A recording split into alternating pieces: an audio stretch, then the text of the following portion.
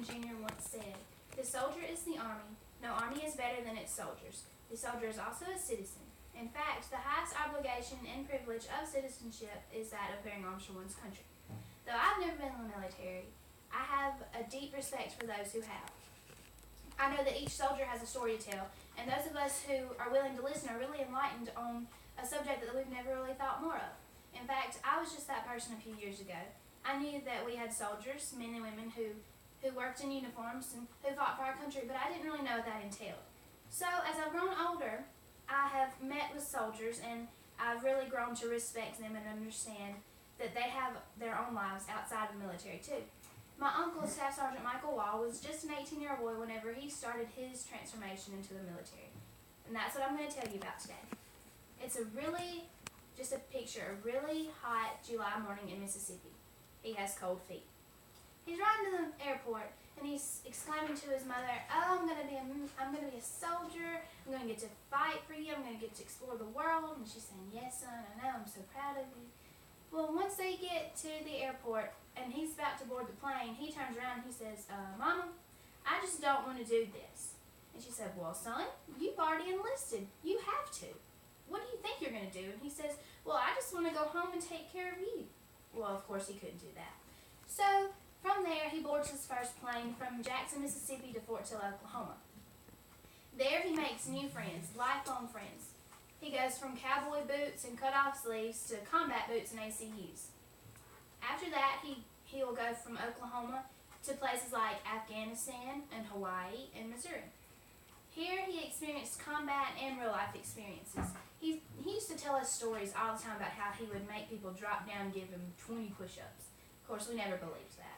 He even told us one time about a specific instance where he and another guy were on patrol duty, and this Afghani soldier tried to kill his friend, so he shot over the fence at him. Who's going to really believe that? We didn't. We just thought he was being far-fetched. Well, here he established lifelong relationships and a brotherhood of a sort. What's ironic about this story is that this soldier loses his battle on the home front. He returned to the United States into normal Army life. He established his life in an Army community of Killeen, Texas, which is near Fort Hood. At this point, he had devoted his entire life to community service, basically. He had spent over 1/3 of his life in the military.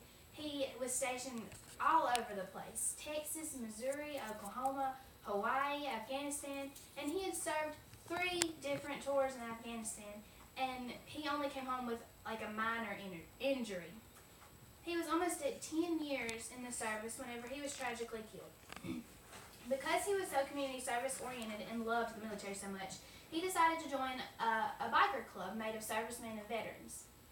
Well, after all of this, he had transformed from a very selfish boy to a community-centered man. He was driving and posting flyers for a cancer patient one day. He always was trying to find something to do to get involved because he just loved helping people. So while he was doing this, a young teenager was texting and claimed she didn't see him, but she plowed into him and he was killed instantly. The irony here is that his life ended in a place where he was comfortable and away from potential danger that he had been trained to avoid and conquer. And it's always been such a hard thing for me personally to forgive her for ending his life, but I know that if there's one thing that he taught me, it was that we have to forgive and just live. So as it goes to tell, my Uncle Mike, he wasn't a normal man. He knew how to make life enjoyable for those around him and for him too. And he knew that our days here on earth are numbered. And he tried to find the joy in every day. His story has always been such an inspiration to me, and I hope that it really gave y'all a glimpse into something as authentic as he is. And I think that it's amazing that he was always so proud to be an American soldier. In fact, these flags were on his bike when he wrecked. What we need to understand from this story is that we need to appreciate those who selflessly serve our country. They have lives too, but they're willing to give them up for us. And after all, they're what makes this country the home of the free and the land of the brave. Thank you.